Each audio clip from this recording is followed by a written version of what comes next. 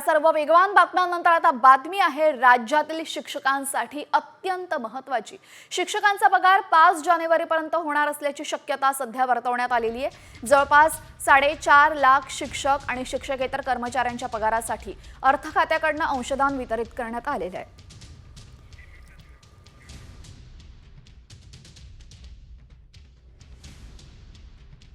दरमहा पगारासाठी 22 ते 25 तारखेपर्यंत अंशदान वितरित होतं, पण यावेळेस लाडकी बहीण योजनेमुळे तिजोरीमध्ये पैसा नसल्याने 2 दिवस विलंबाने ते वितरित करावे लागले। त्यामुळे शिक्षकांचा पगार आता 1 तारखेऐवजी 5 तारखेपर्यंत होईल असं वेतन अधीक्षकांनी सांगितलंय।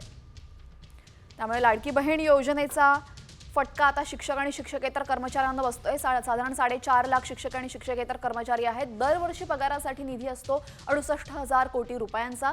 दरमहा लागणारा निधी असतो 5,500 कोटी। तर दरमहा पगाराची तारीख असते 1, मात्र यावेळेस 1च्या ऐवजी 5 तारखेला पगार होईल असं म्हटलं जातंय।